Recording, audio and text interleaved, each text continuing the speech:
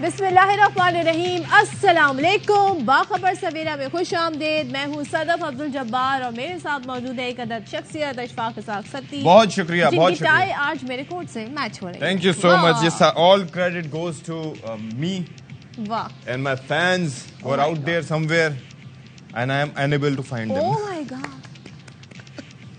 مطلب اینڈ میں نے حقیقت بھی بیان کر دی کہ جو مل نہیں رہے لیکن ہیں، مجھے لگتا ہے ہیں نہیں، آپ اگر دیکھنے کی نظر سے دیکھیں مل جائیں گے۔ ہاں بالکل ایسے ہی، ٹویٹر پہ کوئی پوسٹ لگائیں پھر دیکھیں نیچے کیسے کامنٹس آتے ہیں، پھر آپ کو آپ کے فینس بھی مل جائیں گے۔ وہ چھٹی کا دودھ یاد دلائیں گے، وہ فین فالوئنگ نہیں ہوگی۔ لیکن بہرحال کیسے گزرا جی آپ کا weekend? I'm sure everybody is doing good, سب ٹھیک ٹھاک ہیں، بالکل خیریت سے ہیں۔ ویسے اشفاق، اب زندگی میں ایک سکون سا آ گیا کہ ہم نے سیمی فائنل میں نہیں جانا، میچز ہوتے رہتے ہیں، دیکھتے رہتے ہیں جی، بس کیا کہیں، اب ہمارا دل اس طرح سے دھڑکتا نہیں، ان کے لیے ہم جذباتی نہیں ہوتے۔ اب میچ چل رہا ہے، جیت گیا، انٹرسٹنگ ہے، دیکھ لیا۔ نہیں لیکن آخری میچ ابھی ساؤتھ افریقہ والا میں نے دیکھا تھا اور کافی وہ نیل بائٹنگ تھا، تھینکس ٹو دا امپائر کہ اس نے ہماری امیدوں پہ اینڈ میں جا کے پانی پھیرا، ورنہ the guys and the boys played really well. وہ پہلا میچ۔ یہ ایک بات بتائیں، what is the purpose of D R S system? اگر ڈی آر ایس بھی نشاندہی نہ کر سکے اور مجھے کلک کی آواز آئی تھی، وہ آواز کیوں آئی تھی؟ بھائی تو کلک کی آواز آئی تھی، وہ طریقہ یہی ہوتا ہے نا، امپائرز کال بھی تو کوئی چیز ہوتی ہے نا، ہم نے بھی تو ان کا ایک بعد آؤٹ میں لیا اپنی تھا۔ غلطی تسلیم کر رہے ہیں تو اس کا کیا فائدہ؟ کس نے تسلیم کی؟ امپائر کی طرف سے نہیں، غلطی وغیرہ نہیں تھی، وہ بیسکلی طریقہ کاری ہی ہوتا ہے۔ امپائرز کال جو ہے وہ اسی لیے ہوتی ہے کہ امپائر آن فیلڈ جو ڈیسیجن دے دے اس کے اوپر عمل ہو، بھلے وہ کہہ رہا ہو کہ وکٹ کو لگ رہی ہے تو ٹھیک ہے، اگر ہلکی سی بھی کلک کر رہی ہے تو مطلب ہماری ایک تو پرفارمنس ایک طرف، بھائی لک بھی نہ چلی، بس کیا کہہ سکتے ہیں، نہ لک چلے نہ نک، ٹاپ سٹوریز ہی چل جاتی ہیں، ٹاپ سٹوریز۔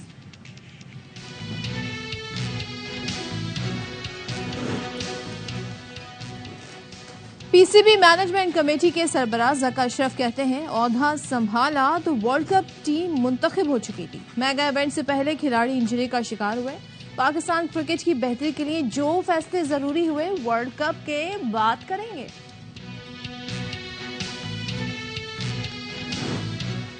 اسرائیل باز نہ آیا، غزہ کے سب سے بڑے الشفا اسپتال کے قریب بمباری، اسرائیل کی صفاقی، شہید فلسطینیوں کی تعداد 8,000 سے زائد ہو گئی، 3,000 سے زائد بچے بھی شامل، فلسطینیوں کی نسل کشی کے خلاف دنیا بھر میں احتجاج۔ موسم اور سیاسی رویے تبدیل، آئندہ اقتدار سے متعلق بڑے بڑے دعوے، پیپلز پارٹی پراعتماد، استحکام پاکستان پارٹی نے بھی امیدیں باندھ لیں، ہاشم ڈوگر کہتے ہیں نون لیگ 16 ماہ کا خمیازہ بھگتے گی۔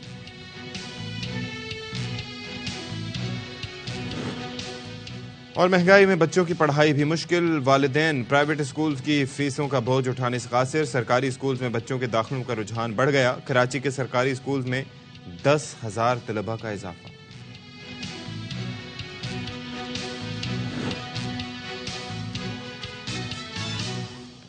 ورلڈ کپ ہو رہا ہے بھارت میں اور ہماری ٹیم ایک بار پھر سے خبروں میں ہے، اور اس دفعہ خبریں جی جس وجہ سے خبروں میں ہے وہ ان کی پرفارمنس اور ان کے کھیل یا ان کا میچ لے کے نہیں ہے، بلکہ جو پی سی بی کی مینجمنٹ کمیٹی کے چیئرمین ہیں ذکا اشرف صاحب، ان کا جو انٹرویو جو کہ ARY نیوز پر ہی چلا اور شعیب جٹ نے ان کا انٹرویو لیا جی، اس انٹرویو کے جی بہت سارے ایسے مندرجات ہیں جس کی وجہ سے ٹیم کے حوالے سے بہت سارے معاملات ڈسکشن میں آ رہے ہیں۔ تو پاکستان کرکٹ بورڈ کے جو مینجمنٹ کمیٹی کے چیئرمین ہیں ذکا اشرف، وہ یہ کہتے ہیں کہ جی گزشتہ مینجمنٹ نے ٹیم منتخب کی تھی، تو یعنی وہ ہر طریقے سے اپنے آپ کو سارے سینیریو سے جی ڈسٹنٹ کر رہے ہیں، اور انہوں نے جیت کا کریڈٹ کہنے لگے نجم سیٹھی لیتے رہے، جبکہ گزشتہ مینجمنٹ نے ہی ورلڈ کپ سے پہلے کھلاڑیوں کو لیگ کھیلنے کے لیے NOC دیے تھے، جس کی وجہ سے ان کے فٹنس کمپرومائز ہوئی، فٹیگ کا شکار ہو گئے اس NOC کی وجہ سے، اور کھیلے جا کے تو جی بہت نقصان ہوا۔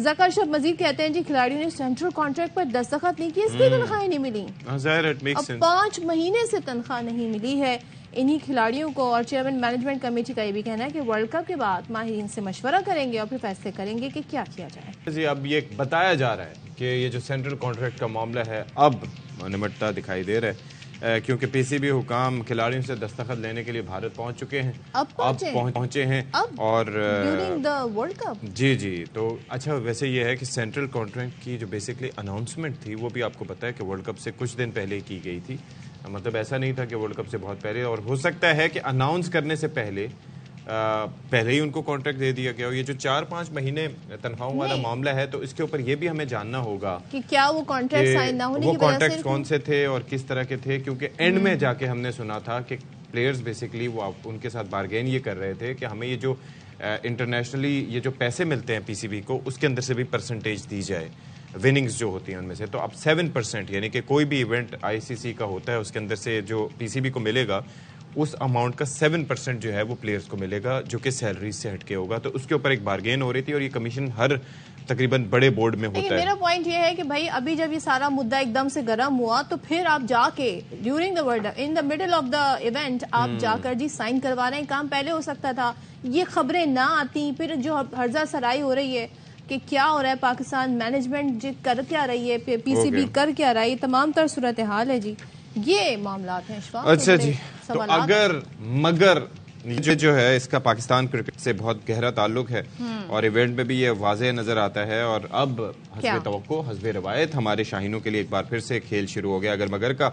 اور پاکستان کی جیت چانسز تو نہیں ہے نا. جی جی چانسز بہت کم ہے, لیکن یہ ہے کہ پاکستان کی جیت نیوزی لینڈ, آسٹریلیا اور سری لنکا کی شکست سے جڑ گئی ہے. اور اس پر میں کیا مزید اسپیکولیٹ کروں, آپ رپورٹ دیکھیے. میں جناب اس کو ایک نیا نام دے رہی ہوں جو اگر مگر جڑی ہے نا پاکستان کی کرکٹ سے, پی سی ایم یعنی پاکستان کرکٹ میتھمیٹکس. کیا میتھمیٹکس ہے آپ چیک کریں جی. اگر وہ 2 میچ ہار جائیں اور فلاں جی سارے میچ ہار جائیں تو ان کا رن ریٹ جی ہم سے کم ہو جائے تو پھر ہمارے لیے راستہ بن جائے. چلیں جی اب ہم ذرا آگے بڑھتے ہیں, بات کرتے ہیں تمام تر ساری خبریں ہیں کرکٹ سے ریلیٹڈ. شاہد ہاشمی ہمارے ساتھ ہیں. شاہد صاحب پہلے تو ذکا اشرف کے انٹرویو سے شروع کرتے ہیں اور ذرا چلتے ہیں سٹیپ بائی سٹیپ. انہوں نے کہا جی یہ جو ٹیم ہے ابھی جو کھیل رہی ہے یہ گزشتہ مینجمنٹ نے سلیکٹ کی تھی. انہوں نے این او سی دیا تھا, جا کے انہوں نے لیگ میچز کھیلے, اس کے بعد یہ تھکن کا شکار ہو گئے. تو اس سے کیا ہم نتیجہ لیں کہ جو ٹیم سلیکشن ہوا اس کا سارا ملبہ کیا ٹیم ایک تو پہلے تو بتائیں غلط سلیکٹ ہوئی, یہ نہیں ہونی تھی, اور یہ تھکن کا شکار ہے اس لیے یہ پرفارمنس ہے. کیا آپ اس سے نتیجہ لیتے ہیں ان کی اس بات سے؟ ایک اچھا وضاحتی انٹرویو تھا, شعیب نے اچھے سوال کیے, لیکن ذکا اشرف صاحب اب چاہ رہے ہیں کہ کسی طرح وہ اپنے آپ کو اس سے ایبسالو کروا لیں, معافی دلوا لیں کہ نہ جی میں تو مالی ہاں میں نے کچھ بھی نہیں کیا. یہ بات بالکل غلط ہے کہ ٹیم پچھلی مینجمنٹ نے سلیکٹ کی تھی. پچھلی مینجمنٹ کے جو چیف سلیکٹر تھے ہارون رشید وہ تو فوراً چھوڑ کے چلے گئے تھے اور انضمام الحق کو چیئرمین سلیکشن کمیٹی ذکا اشرف نے بنایا تھا. اگر انہیں ٹیم کے اوپر کوئی اعتراض تھا تو وہ فوراً کہتے کہ جی مجھے ٹیم کے اوپر اعتراض ہے, آپ یہ ٹیم نہ لے جائیں. اب وہ کہہ رہے ہیں کہ میں بچنا چاہتا ہوں. ابھی تو ورلڈ کپ ختم نہیں ہوا, 2-4 دن انتظار کر لیتے اس انٹرویو کا. لیکن وہ ان کو بے چینی ہے اس لیے کہ 5 نومبر کو ان کی مدت جو ان کو دی ہے مینجمنٹ کمیٹی کو ختم ہو رہی ہے اور اطلاعات یہی ہیں کہ ان کو آگے اب مزید کام کرنے کا موقع نہیں ملے گا, کوئی اور آئے گا. اور یہ بات کہنا کہ ہاں ٹیم مینجمنٹ پچھلے بورڈ نے سلیکٹ کی تھی, یہ بات بالکل ان کی صحیح ہے. مکی آرتھر وغیرہ کو سب کو نجم سیٹھی نے سلیکٹ کیا تھا, لیکن ٹیم سلیکٹ ہوئی ہے ذکا اشرف کے دور میں. اگر انہیں کوئی اعتراض تھا, لیکن وہ معصوم آدمی ہیں, ان کو کرکٹ کا اتنا پتہ نہیں, تو انہوں نے ساری ذمہ داری انضمام الحق اور بابر اعظم کو دی تھی, جو بالکل صحیح بھی تھی کہ وہی دونوں جواب دہ ہیں. ذکا اشرف جواب دہ نہیں ہے. اب اس طرح وضاحتی بیان, وضاحتی پریس ریلیز دیں گے, پوری دنیا میں آپ کا مذاق اڑ رہا ہے کہ اب لوگ بچنے کی کوشش کر رہے ہیں. پریس ریلیز آ رہے ہیں میچ سے پہلے جنوبی افریقہ کے, میچ سے پہلے بنگلہ دیش کے. ابھی سینیریو باقی ہے. اگر کہیں پاکستان کی ٹیم پہنچ گئی سیمی فائنل میں تو پھر وہ یہ کہیں گے کہ یہ سب ٹیم میں نے سلیکٹ کی تھی, واہ واہ واہ بہت اچھی ٹیم ہے, سارا سب کچھ بالکل صحیح ہے. اور یہ بھی کہنا کہ نجم سیٹھی جیت کا کریڈٹ لے رہے تھے اور مجھے سارا ملبہ ڈال رہے ہیں, بالکل غلط ہے. نجم سیٹھی کے دور میں تو پاکستان کی ٹیم جیتی ہی نہیں. اچھا اب ذرا یہ بتائیے کہ یہ جو سینٹرل کانٹریکٹس کا معاملہ ہے, ہم بیسکلی یہ سن رہے تھے کہ سینٹرل کانٹریکٹس جو سائن کرنے کے لیے دیے ہیں یا اناؤنس جو کیے گئے تھے وہ ورلڈ کپ سے ذرا پہلے کیے گئے تھے. اچھا اس کی بنیاد پہ جو تنخواہیں روکی گئیں وہ تذکرہ ہو رہا ہے کہ 5 مہینے سے, یعنی کہ یہی کانٹریکٹ ان کو 5 مہینے پہلے دے دیے گئے تھے, لیکن اناؤنس بعد میں ہوئے. پھر ہم نے یہ بھی سنا تھا کہ وہ جو کمیشن کا چکر ہے, جو آئی سی سی کی جو وننگز والا جو چکر ہے, اس میں سے بھی پرسنٹیج کے اوپر اینڈ تک بارگین ہوتی رہی, جس کے بعد پلیئرز وہاں چلے گئے اور مین وائل وہ سکسیزفلی وہ سارا معاملہ ہوا. تو یہ کس طریقے سے یہ چیزیں کنیکٹڈ ہیں آپس میں, تھوڑا سا بتائیے. دیکھیں دونوں کا قصور ہے, دونوں پارٹیز کا. تالی دونوں ہاتھوں سے بجتی ہے. پلیئرز کا بھی قصور ہے, پاکستان کرکٹ بورڈ کی مینجمنٹ کمیٹی کا بھی قصور ہے. کانٹریکٹ جون میں ختم ہو گئے تھے. آپ ٹیبل پہ بیٹھتے 2 دن, نجم سیٹھی صاحب اس وقت چیئرمین تھے, انہوں نے منع کر دیا کہ نہیں جی ہم ICC کی اس میں سے حصہ نہیں دیں گے, یا واللہ عالم کیا وجہ تھی. آپ جون میں بیٹھتے 2 دن بیٹھتے اور کہتے جی یہ فائنلائز ہو گیا. آپ نے لٹکایا, ایشیا کپ ہو گیا, ایشیا کپ میں بھی بغیر پیمنٹ کے کھیلے, ورلڈ کپ ہو گیا, ورلڈ کپ میں بھی بغیر پیمنٹ کے کھولے. اب آپ نے کھلاڑیوں کو ایک موقع دے دیا کہ وہ یہ کہہ سکتے ہیں سینٹرل کانٹریکٹ نہ ملنے کی وجہ سے ہمارے اوپر پریشر تھا. اور آپ کا کپتان جب جنوبی افریقہ کے اہم میچ سے پہلے سینٹرل کانٹریکٹ اور پیمنٹ کی بات کرے گا, جو کہ یہ بتا رہی ہیں رپورٹس, تو یہ واقعی بڑا کچا معاملہ ہوا کہ دونوں پارٹیوں نے اتنا طول دیا کہ آپ اہم میچوں سے پہلے پیمنٹ کی بات کر رہے ہیں. اور کسی کی بھی پیمنٹ روکنا انٹرنیشنل رولز کے بھی خلاف ہے. آپ جون میں اگر کانٹریکٹ ختم ہوئے تھے, جولائی کی 10 تاریخ تک ہر صورت میں سینٹرل کانٹریکٹ تصفیہ ہو جانا چاہیے تھا, نہ کہ اکتوبر میں ایک PCB کا آفیشیل سینٹرل کانٹریکٹ کے مسودے لے کے آ رہا ہے. تصور کریں گے واز دیٹ ڈیسائیڈڈ پہلے سے کہ لے کے جائیں گے اسی طریقے سے, یا اچانک یہ فیصلہ ہوا؟ اچانک ہی ہوا ہے, ظاہر ہے جب پریشر پڑا تو یہ فیصلہ ہوا. آپ تصور کریں کہ کہیں بیک سے وہ مسودے کہیں گر جاتے. تو شاہد صاحب معاملات تو طے ہی نہیں ہوئے تھے, تو واٹ از دا پوائنٹ, اب کیا سائن کریں گے وہ؟ اب معاملات طے ہو گئے تو آپ نے یہ مسودے بھیج دیے کہ سائن کر لیں. لیکن افسوس ہے کہ ایک ورلڈ کپ کے دوران مسودے آ رہے ہیں, ان پہ سائن ہو رہا ہے. یہ ساری چیزیں بہت پہلے ہو جانی چاہیے تھی, اور اس میں دونوں فریقین کا قصور ہے. جتنا کھلاڑیوں کا ہے اس سے کہیں زیادہ پاکستان کرکٹ بورڈ کا ہے. انٹرنیشنل ٹریڈ رولز کے حساب سے بھی آپ کسی کی تنخواہ نہیں روک سکتے, چاہے وہ کروڑ پتی ہو چاہے وہ ارب پتی ہو, آپ کسی کی تنخواہ نہیں روک سکتے. یہ کہنا کہ پلیئروں کے پاس بہت پیسے ہیں ان کو کوئی فرق نہیں پڑتا, بہت سے پلیئرز انہی پیسوں سے اپنی زندگی, اپنے گھر بار, جو ڈیزرو کرتا ہے اس کو وہ ملنا چاہیے, جو اس کا رائٹ ہے وہ اسے ملنا چاہیے. This is not a point, because he is very right. کیونکہ ایڈز وغیرہ جو چل رہے ہوتے ہیں اس میں تو چند ہی چہرے آتے ہیں, باقی بہت سے یہ آپ کے سٹارز ہیں. اور آپ وعدہ کر لیتے ہیں کہ ہاں جی ہم آپ کی تنخواہ دسمبر میں بڑھے گی, ہم آپ کو یہ بات جون میں بتا رہے ہیں کہ دسمبر میں آپ کی تنخواہ بڑھے گی, لیکن جون سے دسمبر تک تنخواہ روک نہیں لیتے آپ, جون سے دسمبر تک کی تنخواہ. اب ذرا تھوڑا میچ کی حکمت عملی کا, ایک تو یہ ہے کہ اس کا امپیکٹ بڑا پڑتا ہے اس طرح کے انٹرویوز کا پلیئرز کی سائیکی پہ, already they are underperforming. اچھا, یہ جو ظاہر ہے آپ سے ہماری بات نہیں ہو سکی تھی, ساؤتھ افریقہ والا جو میچ تھا وہ پہلا میچ تھا جس کے اندر ہمیں ڈیسپریشن نظر آئی, جس کے اندر ہمیں انٹینٹ نظر آئی, جس کے اندر ہمیں ایک ٹیم نظر آئی. شاید بھائی میں سب سے بڑھ کے کہوں گا کہ ہمیں جس کے اندر ایک ٹیم نظر آئی. انفارچونیٹلی شاید وہ اینڈ میں جس طریقے سے 20 بالیں ہماری رہ گئی تھیں, تھوڑا سا ہم بہتر گیم کرتے تو شاید وہ رن اور بڑھ جاتے. پھر نواز کا لاسٹ اوور.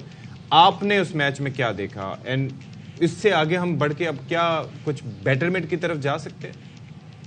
بہت اچھی انٹینٹ دکھائی, ایگریشن دکھائی. شروع سے امام نے ہٹنگ کی, رضوان نے ہٹنگ کی, بابر اچھا کھیل رہے تھے, لیکن 40th اوور میں شاداب آؤٹ ہو گئے. اس وقت ان کی ضرورت تھی. 42nd میں سعود شکیل آؤٹ ہو گئے, تو ہم نے کم رن بنائے. اس کے باوجود ہم نے ایڈن مارکرم کو آؤٹ کر کے میچ پھنسا لیا تھا. 250 پہ 8 آؤٹ ہو گئے تھے, 21 رن تھے, وہ ہم نے آخری 2 وکٹوں پر بنوا دی. ہمارے بولرز نے out side the of stump bowling کی کہ ہم کسی طرح ایج لگ جائے. یہی میں سوال کرنا چاہ رہا تھا کہ جو ٹیل اینڈرز ہوتے ہیں ان کو یارکر یا اس طریقے سے مارنے کا پیٹ پہ مارو, وکٹ پہ مارو. اور انہوں نے جو out side the of stump تھی, ایجز لگی, سنگل لیتے رہے, اور پھر وہ ایک DRS والا فیصلہ آ گیا. امپائر کو وہ آؤٹ دینا چاہیے تھا, اس لیے کہ بیٹسمین ضرور اس کے اوپر ریویو لیتا, اور اگر امپائر کال پہ جاتا تو وہ آؤٹ ہو جاتا.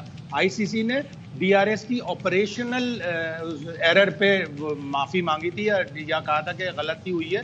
یہ نہیں کہا تھا کہ غلط فیصلہ ہوا ہے یا راسی لیکن ظاہر غلطی سے پھر غلط فیصلہ ہی ہو گیا نا. بات تو ہوئی. شاہد صاحب ذرا فیصلہ, ہاں شاہد صاحب ذرا وہ گرافک کے اوپر کہا تھا انہوں نے, گرافک کے اوپر.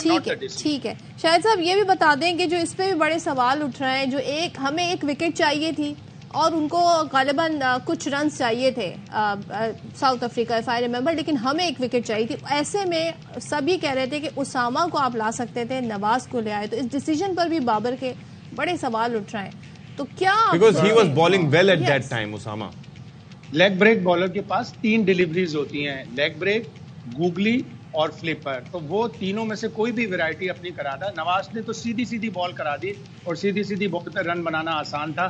مہاراج اچھے خاصے پلیئر ہیں, ان کا تو ایک ورلڈ ریکارڈ بھی ہے بیٹنگ میں, بالنگ میں نہیں, بیٹنگ میں بھی ان کا ورلڈ ریکارڈ ہے.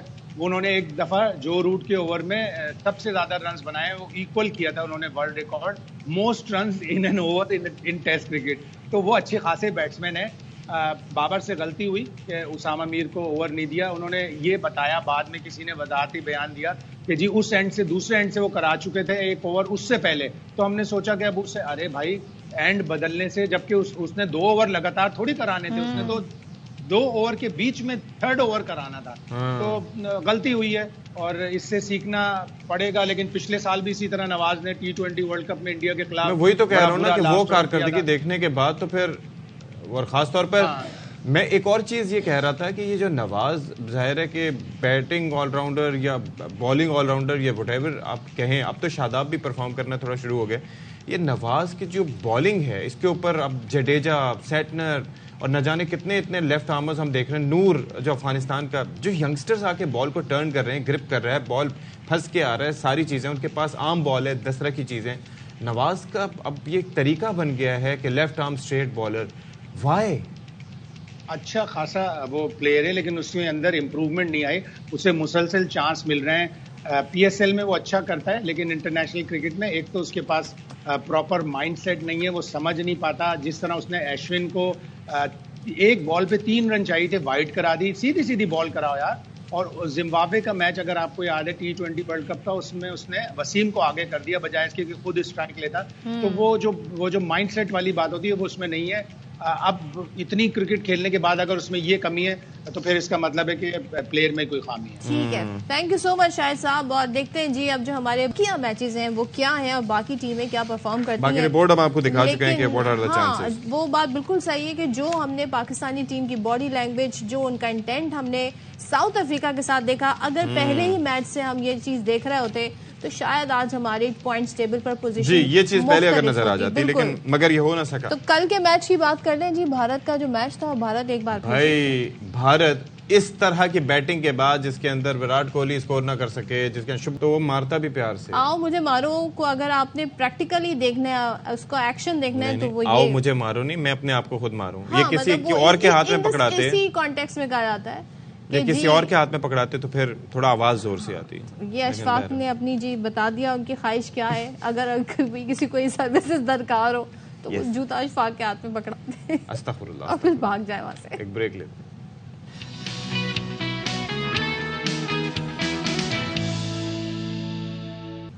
اچھا جی, چلیں جی آگے بڑھتے ہیں. پولیٹیکل سیگمنٹ کے حوالے سے ذرا بتاتے ہیں آپ کو کہ سیاسی منظرنامے میں کیا صورتحال چل رہی ہے. اور وہ یہ ہے کہ اب پیپلز پارٹی, ہم پہلے سن رہے تھے بلاول بھٹو کے کافی بیانات آ رہے تھے, نواز شریف کے آنے سے پہلے بھی بڑے وہ اسٹیٹمنٹس دے رہے تھے, لیکن پھر تھوڑی خاموشی ہو گئی.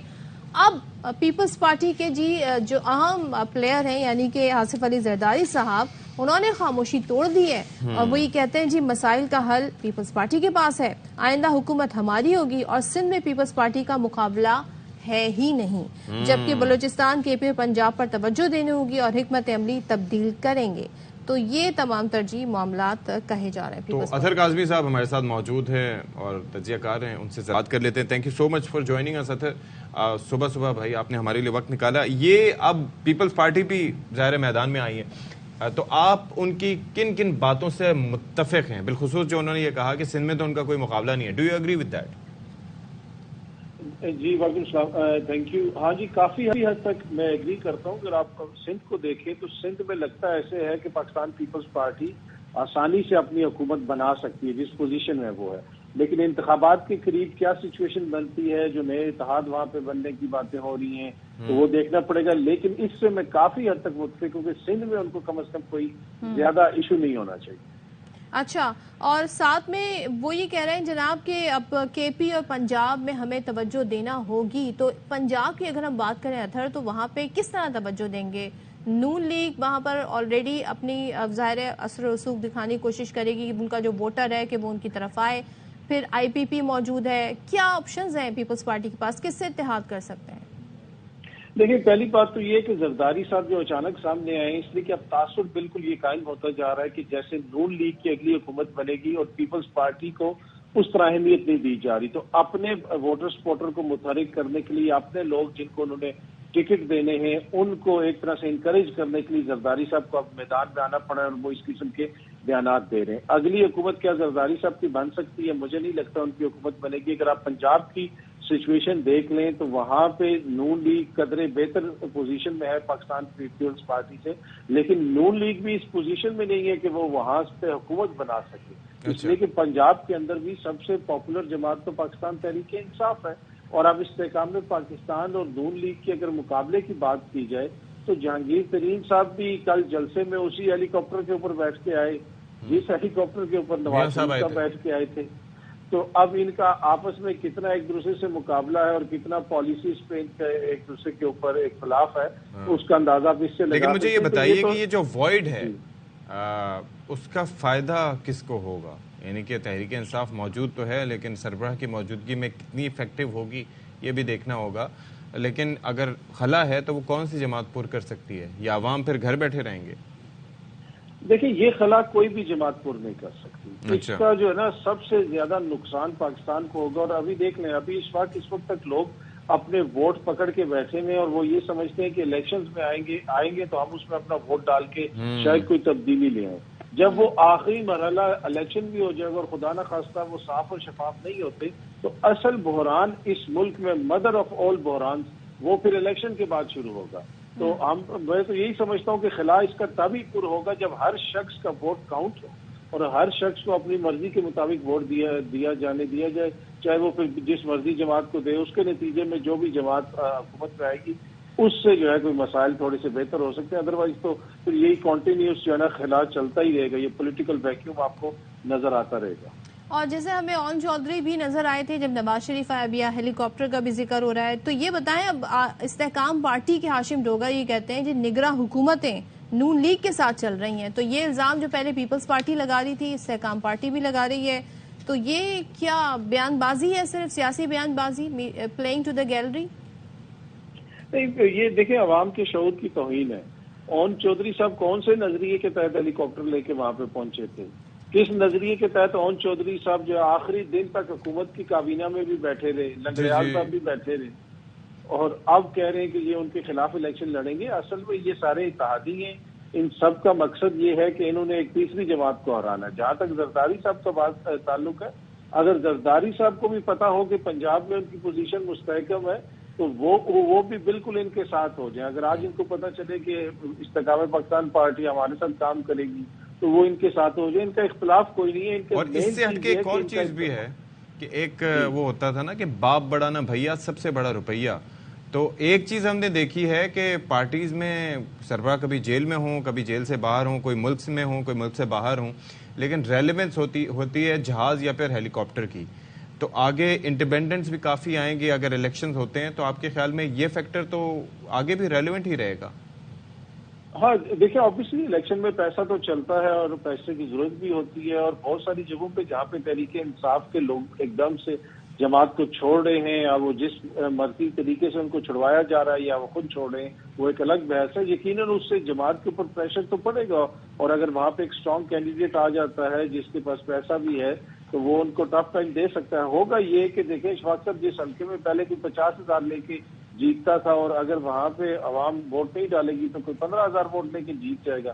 تو وہ یہ ساری چیزیں کاؤنٹ تو کریں گی, لیکن کیا اس کے نتیجے میں ایک مستحکم حکومت بن سکے گی, وہ بڑا ایک سوالیہ نشان ہے. اور جہاں تک پیسے کا تعلق ہے, دیکھیں اس کا ایک حد تک کردار ہوتا ہے. آپ کو یاد ہوگا کہ اے ٹی ایم کہا جاتا تھا اور بڑے بڑے جلسے کہا جاتا تھا, اور اب تو دو اے ٹی ایمز تھیں اور جلسوں کی جو حالت تھی وہ بھی ہم نے دیکھ لی. اچھا, مولانا کی سیاست کو کہاں دیکھ رہے ہیں اس وقت آپ؟ اب جو خاص طور پہ حالیہ میٹنگز ہوئی پی ٹی آئی والوں سے, جس کو جو ان کی قیادت ہے وہ کچھ اور کہہ رہی ہے, جنہوں نے میٹنگ کی وہ کچھ اور کہہ رہے ہیں, تو یہ اس کو کیا دیکھ رہے ہیں؟ اب مولانا صاحب بھی سوچ رہے ہیں کہ معاملات کی اتحاد اور اتفاق کی طرف بڑھے ان جماعتوں سے بھی جن کے وہ خود ناقد رہے؟ نہیں, مجھے نہیں لگتا کہ کوئی سیاسی اتحاد ہو سکتا ہے پاکستان تحریک انصاف کا کسی بھی جماعت سے. اور جہاں تک جو میٹنگ ہوئی میرے خیال میں اس کا تو سب سے زیادہ نقصان پاکستان تحریک انصاف کو ہوا کہ وہ مولانا کے حوالے سے خان صاحب کا جو موقف رہا ہے وہ ہمارے سامنے ہے. اور پھر انہی کے لوگ ان سے ملنے بھی چلے گئے. پھر وہاں سے جس قسم کی ویڈیو آئی اور پھر گزشتہ روز جلسے میں جو مولانا نے عمران خان صاحب کے حوالے سے کہا, ان کو کس کا ایجنٹ قرار دیا اور اس کو کہا کہ ہم نے اس کو گھر پہ پہنچا دیا ہے, تو میرے خیال میں یہ جواب مل گیا ہوگا علی محمد خان صاحب کو اور اسد کیسر صاحب کو. اچھا, لیکن ایک جو چیز بغیر خان صاحب کی اجازت کے وہاں گئے تھے. ایک چیز مجھے یہ بتائیے گا کہ مولانا صاحب کی سیاست کو اگر مد نظر رکھیں تو وہ ہمیشہ ہر دور میں ریلیونٹ رہے ہیں. گورنمنٹ میں ہوتے ہوئے, گورنمنٹ سے سائڈ پہ رہ کے کشمیر کمیٹی ہو یا ان کے بھائی کی وزارت سیاحت ہو یا کچھ نہ کچھ اس طریقے کا چکر رہتا ضرور ہے. اس بار اور خاص طور پر پی ڈی ایم کے دور سے لے کے اب تک وہ ظاہر ہے کہ منظر عام سے غائب ہی رہے, لائم لائٹ سے غائب رہے, لیکن he still quite and he still with جو ہے وہ پی ڈی ایم اور واٹ ایور. تو کیا وجہ اس کو لگتی ہے آپ کو؟ دیکھیے, اگر اس دور میں بھی دیکھ لیں تو سب سے کم ایم این اے اگر ان کے تھے اگر اتحاد میں تو سب سے زیادہ وزراء ان کے پاس تھے, اور ان کے آپ گورنر دیکھ لیں ان کا تھا, اور کون کون سے عہدے پہ کون کون سا انہوں نے اپنا بندہ لگوایا. تو ریلیونٹ تو وہ رہے ہیں. اب ریلیونٹ رہنے کا ایک طریقہ یہ ہوتا ہے کہ یا تو آپ کا ایک نظریہ اور اس نظریے کے تحت آپ سیاست کر رہے ہوں. جب آپ نے ہر نظریے والے کے ساتھ چل جانا ہے اور آپ کا مقصد جو ہے وہ جو اقتدار میں رہنا ہے اور جو حکومتی اتحاد ہے اس کا حصہ رہنا ہے, تو پھر تو آپ ریلیونٹ رہیں گے. تو وہ ان کی ریلیونسی اتنی سی ہے کہ وہ ہر اتحاد میں شامل ہو جاتے ہیں, پیپلز پارٹی کے ساتھ بھی, نون لیگ کے ساتھ بھی, اور وہ انہوں نے ایک چھوٹا سا جو ان کا مینڈیٹ ہے اس کا وہ بہترین استعمال کرتے ہیں. تو باقی یہ ہے کہ اگلے اتحاد میں بھی حکومتی اتحاد اگر کوئی بنتا ہے تو آپ دیکھیں گے کہ مولانا صاحب اس میں بھی اسی طرح ریلیونٹ ہوں گے. وہ خود نہیں ہوں گے تو ان کے صاحبزادے وزیر ہوں گے جس طرح پچھلی حکومت میں تھے. لیکن مولانا کا اصل مسئلہ یہ ہے کہ کے پی کے میں ان کو سیٹیں ان کے لیے نکالنا مشکل ہوگا اس وقت جو سچویشن ہے کے پی کے میں. ٹھیک ہے, تھینک یو سو مچ. اطہر کاظمی ہمارے ساتھ ہیں, سینئر صحافی سے تجزیہ کار, اور وہ ان کی رائے میں جی ابھی معاملات ذرا دیکھتے ہیں آگے کیسے انفولڈ ہوتے ہیں. تو ڈیڈ لائن بس اب قریب آ چکی ہے. صرف ایک دن باقی ہے جو افغان یا پھر غیر ملکی جو پاکستان میں مقیم ہیں غیر قانونی طور پر ان کو وطن چھوڑنے کا یعنی کہ پاکستان چھوڑنے کا ڈیڈ لائن کا بتا دیا گیا تھا. اب غیر قانونی افغان شہریوں کے چمن اور تورخم بارڈر سے رضاکارانہ طور پر واپسی جاری ہے, اور وطن واپس جانے والوں نے پاکستان کی مہمان نوازی کی تعریف کی ہے. اور 1 نومبر جی از دا ڈیڈ لائن, تو بس اب ایک دن باقی ہے. تو دیکھتے ہیں جی کیا کہہ رہے ہیں لوگ. بیسکلی اب تک 20,000 سے زائد افغان باب دوستی سے جا چکے ہیں, اور اس کے ساتھ ساتھ اوور آل جو نمبر ہے وہ 70,000 سے زائد ہے. لیکن آپ یہ دیکھیے تقریباً 4 ملین کے قریب صرف افغان باشندے جو ہیں وہ پاکستان میں مقیم ہیں, باقی غیر ملکی اس کے علاوہ ہیں. اور اس سے بڑا فرق پڑتا ہے پاکستان کے حوالے سے. اگر ہم بات کریں, ہم ویسے بھی ایک تھرڈ ورلڈ کنٹری ہیں, ہماری معیشت ویسے ہی بڑے چیلنجز کا سامنا کر رہی ہے, اور ایسے میں جب آپ کے اوپر اس طرح کا بوجھ ہو تو پھر بڑے اس کے منفی اثرات مرتب ہوتے ہیں. پھر 2021 کے بعد سے اگر ہم بات کریں تو 6 لاکھ کے قریب افغان اس وقت آئے تھے, اور ان میں سے اب کچھ شفٹ ہوں گے لنڈن بھی. جو نگراں وزیر داخلہ ہیں جی, وزیر اطلاعات ہیں جان اچکزئی, یہ کے پی کی بات کر رہی ہوں میں, نگراں وزیر اطلاعات کے پی جان اچکزئی کے مطابق حکومتی ڈیڈ لائن ختم ہونے کے بعد جن افراد کے پاس ڈاکیومنٹس نہیں ہیں, دستاویزات نہیں ہیں, جو قانونی طور پہ بتا نہیں سکتے کہ جی ہم یہاں پہ کتنے ٹائم سے ہیں, تو ان کے لیے جی کارروائی ہوگی. اور عارضی کیمپس ویسے قائم کر دیے گئے ہیں اور متعدد ایسے لوگ پکڑے بھی گئے ہیں. تو جی خاص طور پہ یہ لوگ جو کاروبار کر رہے تھے, اگر ان کے پاس جی تمام تر ڈاکیومنٹس ہیں تو ان کے معاملات ڈفرینٹ طریقے سے ہینڈل ہوں گے. جبکہ مختلف اداروں سے جو جمع کیے گئے اعداد و شمار ہیں وہ یہ بتاتے ہیں کہ پاکستان میں غیر قانونی طور پر مقیم 20,000 سے زائد افغان شہری باب دوستی کے ذریعے واپس افغانستان جا چکے ہیں. بریک کے بعد حاضر ہوں گے.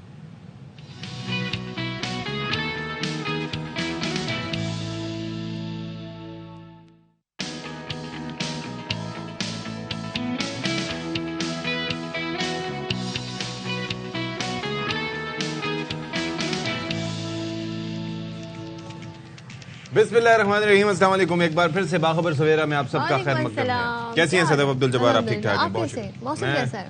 موسم بھائی بات یہ ہے کہ لاہور میں ویسے تو اکتوبر کے شروع میں, لیکن اس دفعہ مجھے لگتا ہے فوگ نے ہاتھ ہلکا رکھا, اور اب تھوڑا سا اب آہستہ آہستہ کافی فوگی ڈے وہاں پر سٹارٹ ہو رہا ہے. اسموگ, مائی اپالوجیز, فوگ والا کانسیپٹ پرانا ہو گیا, اب اسموگ کا کانسیپٹ. اور یہی وجہ ہے کہ لاہور کا ایئر کوالٹی انڈیکس بہت خراب ہے. میرے دوست 2-3 ہیں وہ بڑے بیمار ہیں اسی وجہ سے. ان کی آنکھوں کی جلن, پہلے بیمار آپ ہوتے تھے, نزلہ زکام ہو جاتا تھا, گلا خراب ہو جاتا تھا, اور آپ یقین کریں صدف جب آپ لاہور میں رہیں تو یہ جو اسموگ ہوتی ہے نا اس میں ایک ایسی عجیب سی آپ کو صفاقی محسوس ہوتی ہے. نہیں سفوکیشن تو اپنی جگہ ایسا لگتا ہے صفاقی یہاں سے کوئی کولڈ بلڈڈ مرڈرر آ جائے گا اور آپ کو ہارر مووی والا آپ کو مار کے چلا جائے. لیکن اشفاق تو یہ تو وہ سچویشن ہے کہ آپ ماسک کا استعمال بھی نہیں کر سکتے ہیں بیکاز اور آپ کا دم گھٹے گا. مطلب یہاں پر تھوڑی پہ لوگ ماسک پہنتے ہیں ٹھیک ہے کس کی طرف آپ کا اشارہ ہے؟ سب کی نہیں میں استغفر اللہ میں یہ کہہ رہا ہوں کہ جنرلی ہماری مینٹیلٹی ہے نا اب آنکھوں کے اوپر کیا پہنے بھائی ابھی چھوڑیں ایک کرونا کے ٹائم میں جب corona was on its peak تب بھی لوگوں کا یہ حال تھا کہ ہم انہیں کہہ کے تھک جاتے تھے ماسک ہی انہوں نے نیچے کیا ہوتا تھا اور بس اچھا. اور ہم یہ صدف نہیں سمجھ سکتے لیکن ہاں صدف سمجھ سکتی ہیں کیونکہ صدف بھی گلاسز وغیرہ بعد میں پہن لیتی ہے اگر ان کا دل چاہتا ہے کبھی. لیکن بات یہ ہے کہ what are you talking about ہے what am I talking about کیا کہہ رہے ہیں. لیکن میں یہ عرض کر رہا تھا کہ ہمارے ساتھ مسئلہ کیا ہے. میرے ساتھ مسئلہ یہ ہے کہ اگر میں ماسک لگا لیتا ہوں اور چشمہ لگاتا ہوں تو سب کچھ دھندلا ہو جاتا ہے یعنی کہ اسموگ اور اوپر سے دھندلا چشمہ کیا رہ جائے گا پھر. بہرحال تو آپ نے ایسے نہ کر کے جو ونڈ اسکرین پہ پائپ لگے ہوتے ہیں نا آپ ایسے کوئی جدید گلاسز لے لیں. سوچیں اشفاق آ رہے ہیں اور ایسے کر کے پائپ جائیں گے آنکھوں کے اوپر. ایک مووی یاد آ گئی مجھے. اچھا جی ریلوے نے محکمہ ریلوے نے آئی لو یو پاکستان ریلوے مطلب مجھے اچانک مجھے وہ محبت ہو گئی محکمہ ریلوے سے. اس کی وجہ یہ ہے کہ انہوں نے ایک ایسا نظام متعارف کرایا ہے کیونکہ I have travelled in Pakistan Railway a lot. Karachi سے پنڈی جاتے ہوئے کئی دفعہ ہم نے سفر کیا اور وہاں پر ہوتا یہ تھا کہ جب فوگ یا اسموگ ہوتی تھی اس وقت تو فوگ ہوا کرتی تھی دھند تو اس کی وجہ سے ٹرینیں لامحدود وقت کے لیے رک جایا کرتی تھی. اب انہوں نے ایک ایسا سسٹم بنا لیا ہے جو شدید دھند میں آدھے کلومیٹر سے زیادہ تک کا راستہ کلیئر دکھائے گا. کیا بات ہے یہ کیا سسٹم ہے سب تعلیم ہو جائے کریے. واہ واہ زبردست جی. اور یہ بھی بتایا جا رہا ہے کہ جی اب گیٹس اور جو آپ کا پاسنگ والا جو گیٹ ہے اس کے علاوہ ڈیجیٹل سسٹم دیگر خطرات کی نشاندہی بھی کرے گا. اور ٹرین ڈرائیور جی معاون سسٹم کا آغاز لاہور سے کراچی جانے والی کراچی ایکسپریس سے کیا گیا ہے. اس جدید ترین فوگ سسٹم کو یونیورسٹی آف انجینئرنگ ٹیکنالوجی اور پاکستان ریلویز کے انجینئرز نے مشترکہ طور پر تیار کیا ہے. اچھا اور اس کے اندر یہ چیز ہے کہ آپ یہ دیکھیے کہ مجھے یہ لگتا ہے کہ اگر یہ ہوتا ہے تو اس میں پھر بڑا فائدہ ہوگا. فائدہ اس اعتبار سے ہوگا کہ آپ یہ دیکھیں مجھے لگتا ہے کہ اگر ٹرین اپنی 120 130 یا جو بھی اس کی رفتار ہوتی ہے 140 اگر اس پہ چل رہی ہو تو اس کو رکنے میں کم از کم اتنا 500-700 میٹر تو لگتے ہوں گے. اور اگر خدا نخواستہ آگے کوئی ٹریک پہ خطرہ ہوگا تو اس اعتبار سے اس کو رکنے میں اتنا وقت درکار ہوگا. تو this is a great system. I hope it works اور اٹ ورکس ویل.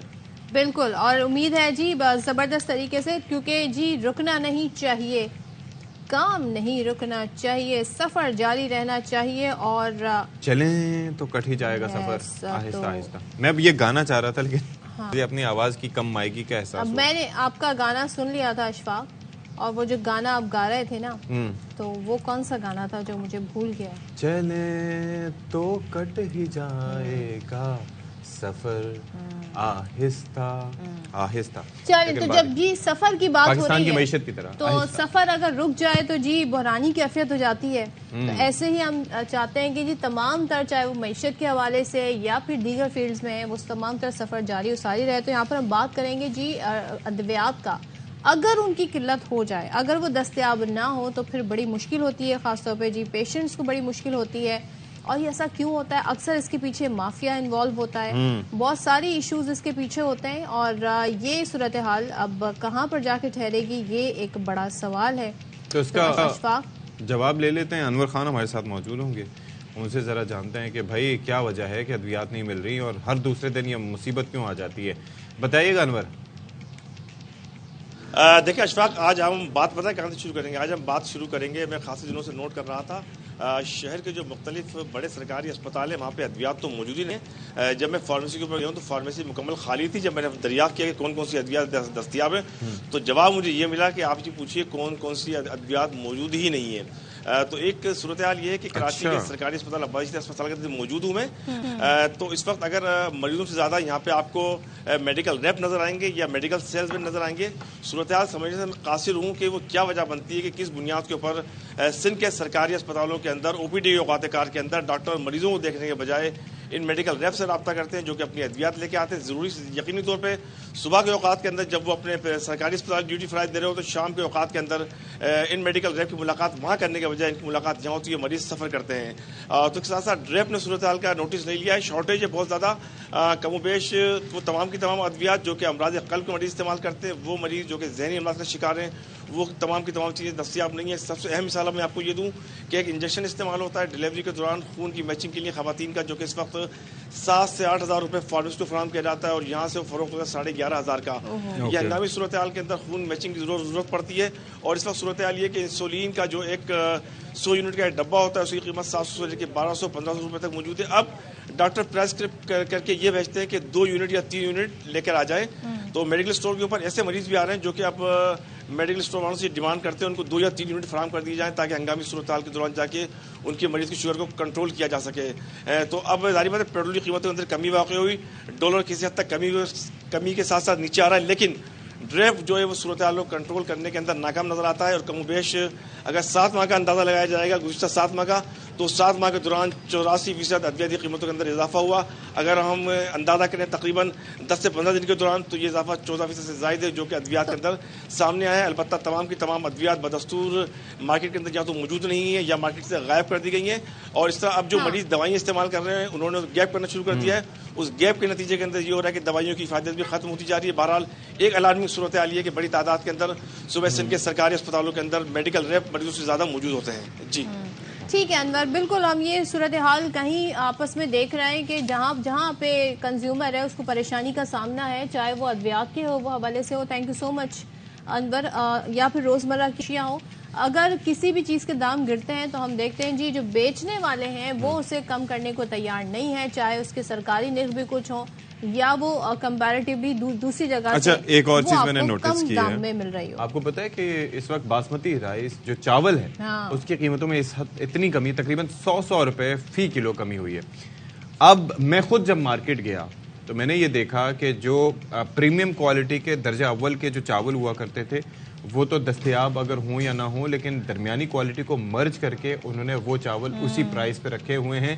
جو کم قیمت چاول ہے وہ لوگوں کو دستیاب نہیں ہے, یعنی کہ جو کمی ہے وہ لوگوں کو منتقل اس طریقے سے نہیں کی جا رہی ہے. گھی, بناسپتی گھی, ان کی بھی یہی صورت جی جی. تو اب یہ ہے کہ یہ اپنے تئیں یہ بڑا المیہ ہے. اچھا جو برانڈڈ کمپنیز ہیں انہوں نے پھر بھی قیمتوں میں کسی حد تک میں کہوں گا کہ اگر 5 لیٹر کا کوئی ٹین یا 5 لیٹر کی بوتل جو ہے وہ اگر آپ کو ملتی تھی 3200-3300 میں تو اب 2600 میں مل رہی ہے, لیکن اس سے ہٹ کے جو ہے وہ قیمتوں میں کمی جس طرح سے ہونی چاہیے تھے وہ نہیں کی گئی. جو کمی ہے وہ انفارچونیٹلی منتقل نہیں کی جاتی عوام تک. تو یہ تھوڑا سا جو پرائس کنٹرول والے تھوڑا سا مینیج کریں. جی ریگولیٹری جو باڈیز ہیں ان کو دیکھنا چاہیے, اور جہاں پر ادویات کی بات ہو رہی ہے تو یہ تو بڑا ہی سیریس معاملہ ہے. اسی طریقے سے روزمرہ کھانے پینے کی اشیاء ڈیلی کی بیسس پر گھروں میں آتی ہیں, اس میں بھی لوگوں کو ریلیف نہ ملے. اور جبکہ حکومت بھی کہہ چکی ہے کہ جب آپ پیٹرولیم پرائس کم ہو جائیں اور اگر ریلیف عوام تک پہنچانا ہے تو میک شور کریں کہ وہ ریلیف عوام تک پہنچے, مگر یہ سب نہیں ہو رہا ہے. اور سردی بھی آ گئی ہے, ایسے میں جی ڈرائی فروٹس بھی لوگوں نے خریدنے ہوتے ہیں, ان کے دام تو اشفاق بہت ہی زیادہ جی بھائی آسمانوں پر پہنچے ہیں. ہر چیز آسمان پہ پہنچ ایسے ہی ہے. اب تو آپ ہر چیز کو نا قدر کرنی سیکھیں, ہر چیز کی قدر کریں. ہم تو یہ بھی نہیں گانا گا سکتے آج میں اوپر آسمان نیچے, کیونکہ آسمان پہ ہی چیزیں پہنچ رہی ہیں. تو مسئلہ سارا بس یہ صورتحال ہے. اب موسم کی آپ نے بات کر لی ہے تو موسم اب تبدیل ہو رہا ہے, اور جب موسم تبدیل ہوتا ہے تو ظاہر ہے اس کے اثرات آپ کے اوپر بھی ہوتے ہیں, صحت سے متعلق بھی ہوتے ہیں, لیکن آپ کی اسکن, آپ کے بال, یہ بھی بڑے اس سے افیکٹ ہوتے ہیں. تو جی موسم ابھی سردی اس طرح سے آئی نہیں ہے, لیکن ڈرائی ویدر, خشک ویدر شروع ہو گیا ہے.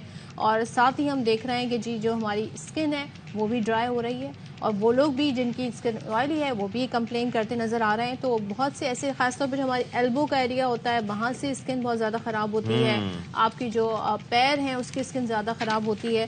تو کیا کیا جائے جی؟ بہت سارے لوگوں کو اس سے ریلیٹڈ پھر بیماریاں بھی شروع ہو جاتی ہیں, ایگزیما شروع ہو جاتا ہے, کیل وہاں سے بڑھ جاتے ہیں. اور اچھا لوگ تھوڑا ہائیڈریٹ کم رہتے ہیں, پانی بھی کم پیتے ہیں سردی کے موسم میں, تو that is also the reason. ویسے تو ٹھنڈا لگتا ہے پانی, عجیب سا لگتا ہے. بہرحال تو کیا کیا جا سکتا ہے جی اس پر بات کر لیتے ہیں. لپس ہیں وہ اس پر بھی جی پپڑی سی آ جاتی ہے, کیا کہتے ہیں اسے؟ ہاں یہی ڈیڈ کہتے ہیں, ڈیڈ اسکن آ جاتی ہے. لیکن اس کے لیے کیا کیا جا سکتا ہے؟ ہمارے ساتھ اسٹوڈیوز میں موجود ہیں dermatologist doctor Ayesha Humaira. Thank you so much for joining us. السلام علیکم. وعلیکم السلام. تو یہ بتائیں کہ ویسے کراچی والوں کو تو یہ شکایت کم ہونی چاہیے کیونکہ یہاں سردی اس طرح سے آتی ہی نہیں ہے, بس مہمان کے طور پر آتی ہے اور چلی جاتی ہے. نہیں, کراچی والوں کو ایکچولی زیادہ پرابلم اس لیے ہوتا ہے کیونکہ ہم سمندر سے قریب ہیں, اور یہاں پہ اوبیسلی یو نو کہ دوسرا یہ کہ سردی میں ہم لوگ ویسے اتنے تھوڑی سی سردی سے گھبرا جاتے ہیں کہ آپ والی بات ہے کہ ہم پانی بھی کم پینا شروع کر دیتے ہیں, اور موئسچرائزرز کا کنسپٹ بھی ہمارے یہاں کیا ضرورت ہے جی, کیا ضرورت. تو ونٹرز آتے ساتھ ہی اسکن کے اندر کچھ کریکس بنتے ہیں. اب جب اسکن میں کریکس بنتے ہیں تو اوبیسلی اس کے ساتھ آپ کے مسئلے بڑھ جاتے ہیں. جن لوگوں کو ایگزیما ہوتا ہے ان کی اسکن پہ فردر ڈرائنس ہونا شروع ہو جاتی ہے, ایچنگ ہونا شروع ہو جاتی ہے. سورائسس تو خیر ایک ایسی کنڈیشن ہے جو 12 مہینے رہتی ہے, لیکن یس ایکسٹریم ویدرز کے اندر جب سردیاں زیادہ ہوتی ہیں تو وہ ایگریویٹ ہو سکتا ہے ڈیفینیٹلی. اور اس کے علاوہ جن لوگوں کو تھائرائڈ کا پرابلم ہوتا ہے, جن کی باڈی میں تھائرائڈ ہارمون کم پروڈیوس ہو رہا ہوتا ہے, ان کی باڈی پہ بھی ڈرائنس جو ہے وہ بڑھ جاتی ہے. دین اگر ہم تھوڑا سا کاسمیٹکس کی طرف آ جائیں تو پگمنٹیشن کے پرابلمس بڑھ جاتے ہیں, فائن لائنز آنا شروع ہو جاتی ہیں, پورز کھل جاتے ہیں. سو یہ کامن ایشوز ہیں. یہ کیا بیسٹ ویدر ہے ان دا سینس کہ آپ اپنی اسکن کو ریجوینیٹ کر سکتے ہیں کیونکہ وہ ڈیڈ اسکن نکل رہی ہوتی ہے, تو آپ جتنا لیئرنگ کریں وہ بیسٹ ٹائم ہے اسکن کے لیے, موئسچرائزر, سیرمز وغیرہ؟ اسکن کو موئسچرائزر جو ہے میں کہتی ہوں کہ اسکن کی فوڈ ہے. بیسکلی آپ کو 12 مہینے موئسچرائزرس لگانے چاہیے. یس, لیکن ہم جو سردیوں کے موئسچرائزرس یوز کرتے ہیں وہ واٹر بیسڈ ہوتے ہیں. جب جیسی ونٹرز آتی ہے تو ہم ان موئسچرائزرس پہ چلے جاتے ہیں جو ہماری اسکن کو ڈیپلی ہائیڈریٹ کر لیں. بہت کامنلی پریکٹس کیا جاتا ہے ہمارے یہاں پیٹرولیم جیلی لوگ بہت آسانی سے سب لوگوں کے پاس اویلیبل ہوتی ہے اور لوگ اس کو اپلائی موئسچرائزر. بیسکلی موئسچرائزرس کی ٹائپس ہوتی ہیں جس میں ایمولینٹس آتے ہیں, سرفیکٹنٹس آتے ہیں, یو نو. تو پیٹرولیم جیلی کیا کرتا ہے کہ ایک آپ کا بیریئر کریٹ کر لیتا ہے کہ آپ کا ایکسٹرا موئسچر آپ کی اسکن سے لوز نہ ہو. کچھ ایسے موئسچرائزرز ہیں, جی بالکل, کچھ ایسے موئسچرائزرز ہیں جس کے اندر گلسرین ایڈڈ ہوتا ہے. اب وہ کیا کرتا ہے کہ آپ کی اسکن کی اپنی, کیونکہ وہ ہائیڈروفیلک ان نیچر ہوتی ہے, سو وہ جتنا لوگ اپلائی کر رہے ہوتے ہیں پھر پریشان ہو رہے ہوتے ہیں کہ ہم اتنا زیادہ اپلائی کر رہے ہیں, اسکن ہماری ڈرائی ہو رہی ہے. سو اس لیے ہو رہی ہوتی ہے کیونکہ وہ واٹر مالیکیولس کو اٹریکٹ کر لیتی ہے. پھر آپ کی کوانٹٹی میں, آپ سردیوں میں پانی نہیں پیتے اوبویسلی, تو اسکن آپ کی ڈی ہائیڈریٹ ہو جاتی ہے. سو یہ ایک ایسا پروسیس ہے جو بہت سمجھنے والا ہے. تو مجھے یہ بتائیے کہ اب جیسے اکثر لوگ جب اسکن کیئر کی بات آتی ہے اور دیسی ٹوٹکوں کی بات آتی ہے تو لوگ رخ کرتے ہیں ایلو ویرا کی طرف. Aloe vera is good, but aloe vera بہت اچھا ہے. ایلو ویرا آپ کی اسکن کے لیے بہت اچھا ہے, لیکن اس ٹائم پہ جو ہم بات کریں نا وہ آپ کی اسکن کو ڈیپلی موئسچرائز کرنے کی, سافٹ کرنے کی بات کر رہے ہیں. Exactly this is the correct word that you can use کہ سافٹ کرنے کی بات کر رہے ہیں. اس ٹائم پہ آپ کی ریکوائرمنٹ بڑھ گئی ہے. اس کے علاوہ گرم پانی کا استعمال, بہت لوگ بہت ایکسٹریم گرم پانی, بہت ہاٹ واٹرز یوز کرتے ہیں, اس کو بھی, وہ بھی اسکن کو ڈرائی کرتا ہے. تو کوشش کریں کہ ہلکا سا نیم گرم پانی ہو, بہت کھلتا ہوا پانی استعمال نہ کریں, اس سے اسکن بہت زیادہ ڈیمیج ہوتی ہے. کچھ ایسی پروڈکٹس ہوتی ہیں جو ہم یوز کر رہے ہوتے ہیں جس کے اندر AHAs اینڈ BHAs کے سیرمز آج کل کافی کامن ہیں. لوگ جو ہے وہ ریگولر بیسس کے اوپر اسے استعمال کر رہے ہوتے ہیں. جب ونٹرز آتے ہیں تو کوشش کریں کہ وہ پروڈکٹ جس کے اندر ایسڈ شامل ہیں, جس میں ریٹینول شامل ہے, آپ اس طرح کی پروڈکٹس کا استعمال کم کر دیں. اس سے بھی آپ کی اسکن ڈرائنس سے کافی بہتر رہتی ہے یا بچ جاتی ہے. میں آج کل بڑا ٹرینڈ ہے, ہر کمپنی کا جو پروڈکٹ ہے اس پہ ایک ورڈ ضرور مینشن, ہائلورونک ایسڈ. ہر کوئی ڈاکٹر آپ کو ریکمینڈ کرے گا. از اٹ گڈ, اور اتنے لمبے عرصے کے لیے آپ اسے استعمال کر سکتے ہیں؟ یا ہائلورونک ایسڈ از بیسکلی کچھ اسکن کے لیے بالکل میں منع کر دیتی ہوں, جیسے کہ ایکنی پرون اسکن, وہ لڑکیاں جن کو دانے اسکن کے اوپر بنتے ہیں اور وہ ہائلورونک ایسڈ بیس کوئی بھی پروڈکٹ استعمال کرتے ہیں, چاہے وہ فاؤنڈیشن فارم میں ہو, چاہے وہ موئسچرائزر فارم میں ہو, وہ کرتا ہے کیا ہے بیسکلی جو ہائلورونک ایسڈ جو مالیکیول ہے اس کا مالیکولر سائز تھوڑا سا بڑا ہوتا ہے. جب آپ اسکن پہ اس کو اپلائی کرتے ہیں تو وہ ایک تھک بیریئر سے اسکن کے لیئرس کے بیچ میں کریٹ کر لیتا ہے. اس کی وجہ سے آپ کا انف اماؤنٹ آف جتنا ڈیبری ہے وہ باہر نہیں آ رہا ہوتا, آکسیجنیٹ نہیں ہو رہی ہوتی properly skin. So as a result آپ کو کامیڈونز بننے شروع ہو جاتے ہیں. اکثر لوگوں کو آپ نے دیکھا ہوگا کہ white head and black heads کافی زیادہ بننے شروع ہو جاتے ہیں اور وہ فیل نہیں کر رہے ہوتے. یہی ہوتا ہے کہ اسکن کیئر آپ روٹین میں پوچھیں تو بہت لمبے عرصے سے ہائلورونک اس کا استعمال ہوتا ہے. ایک چیز مجھے یہ بتائیے گا, جس طرح سے میں نے سورائسس کا تذکرہ کیا, ایک تو ایگریویٹ ہونے کے لیے آپ کو پتا ہے ٹریگرز اس کے ہوتے ہیں, ویسے تو آٹو امیون ڈیزیز ہے, اس کے لیے کیا کیا جائے, اور خاص طور پر اس میں سر میں آپ کو پتا ہے اسکن زیادہ تر موسٹلی اسکالپ سورائسس کی وجہ سے کافی متاثر ہوتی ہے وہ, اور پلس خشکی جو لوگوں کو ہوتی ہے اس سے وہ ایک تھوڑا سا مختلف چیز ہے, لیکن خشکی بھی سردیوں میں بڑھ جاتی ہے, کیا کیا جائے اس کے لیے؟ دیکھیں psoriasis is basically it self auto immune ہے. جیسے آپ کو شوگر ہوتا ہے, آپ کو بلڈ پریشر ہوتا ہے, آپ اس کو کمپلیٹلی باڈی سے ختم نہیں کر سکتے, آپ میڈیسنز کے تھرو اس کو سیٹل ڈاؤن کر سکتے ہیں. اسی طریقے سے سورائسس کے ساتھ بھی یہی ہے کہ آپ کی 12 مہینے کی کچھ ٹاپیکل اپلیکیشنز ہوتی ہیں, آپ اس پہ رہتے ہیں. اچھا, ان 12 مہینوں کے اندر ساری دوائیاں نہیں ہوتی, کچھ خاص موئسچرائزرز ہوتے ہیں جو آپ کے ویدرز کے اکارڈنگلی آپ کو چینج کرنے پڑتے ہیں. جب کنڈیشن ایگریویٹ ہوتی ہے, جیسے کسی کا بلڈ پریشر بڑھ جاتا ہے تو اس کو بلڈ پریشر کم کرنے کی دوا دی جاتی ہے.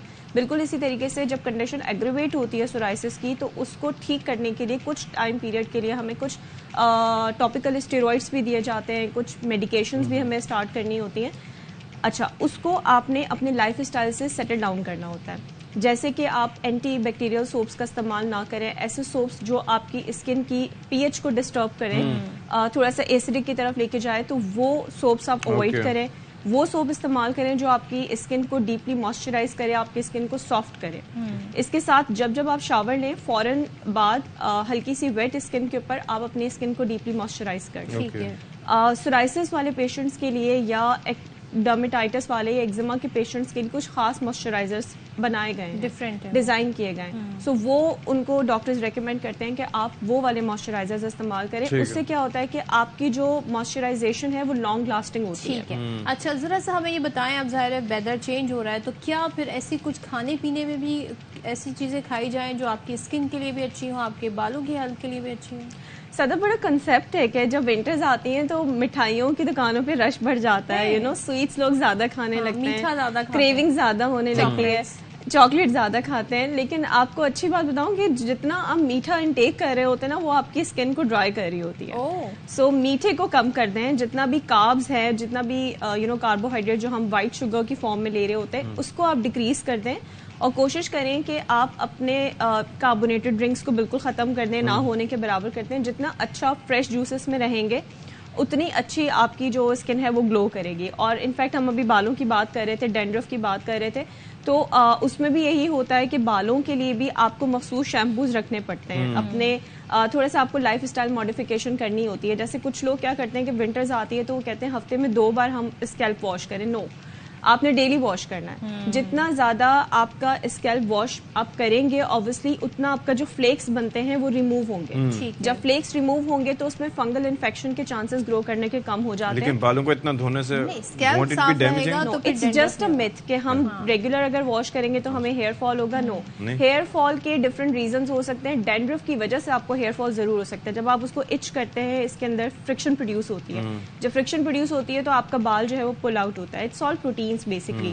گرم پانی کے استعمال سے, ایکسٹریم ویدر سے جو ابھی ہم بتا رہے تھے, جیسے اسکن ڈیمیج ہوتی ہے, بالکل اسی طریقے سے آپ کا بال بھی ڈیمیج ہوتا ہے. سو کچھ احتیاطیں ہیں, کچھ لائف اسٹائل ماڈیفیکیشن اگر آپ وہ کر لیں تو آپ کی آئلنگ بالوں میں زیادہ کر لیں تو آئلنگ کرنی چاہیے. جب آپ شاور اپنا پلان کریں, آپ اس سے 30 منٹس بیفور, 10 منٹس بیفور, آپ کے پاس ٹائم نہیں ہے, آپ کے پاس 5 منٹ ہے, آپ آئلنگ کر لیں. ٹھیک ہے, thank you so much. Thank you ہمارے ساتھ موجود تھیں, اور وہ ہمیں بتا رہی تھی کہ زبردست ٹپس جن کو آپ اگر ان کو اپلائی کریں, آج کے ماڈیفیکیشن کریں لائف اسٹائل میں چینجز, تو بہت کچھ ہو سکتا ہے. اچھا, خبر آپ کو میں یہاں پر دے دیتی ہوں.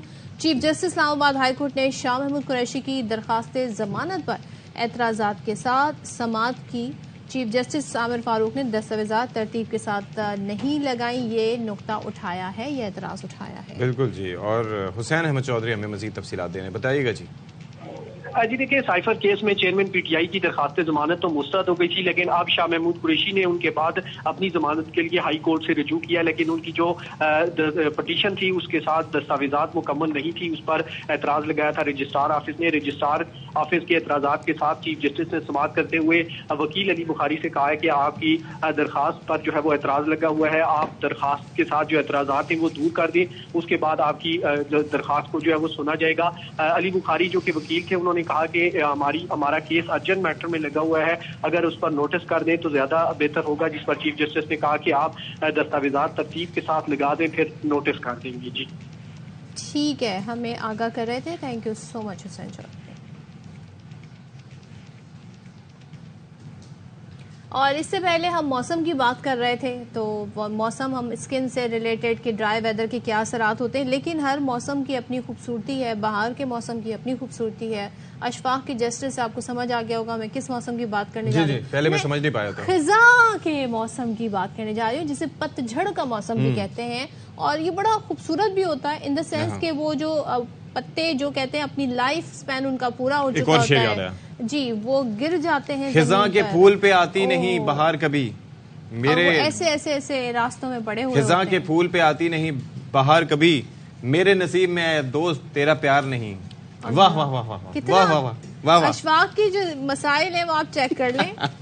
اچھا جی, اب ہم کراچی میں تو ہم نے ایسے کوئی خزاں کے موسم نہیں دیکھے, یہاں پہ ایسی ہم نے پتہ جھڑ بھی نہیں دیکھی کیونکہ درخت یہاں پر اتنے نہیں ہیں.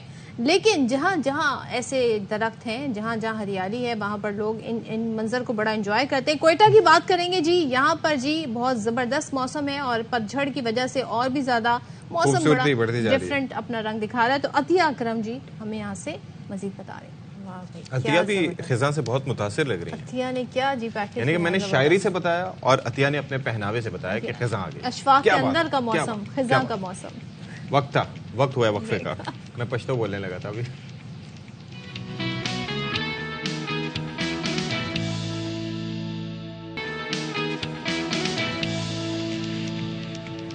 اچھا, ایلو ویرا کھایا جاتا ہے؟ نہیں, آپ لوگ بریک پر تھے اور میں یہاں پر گانے سن رہی تھی. ہاں, اتنا زبردست گانا, کبھی دکھ بھرے اور کبھی عجیب و غریب. یہ والا تو بڑا اچھا تھا. مجھے پتا چلا ایلو ویرا پہ آ رہے ہیں تو میں نے کہا ایلو ویرا میرا انتظار کرنا.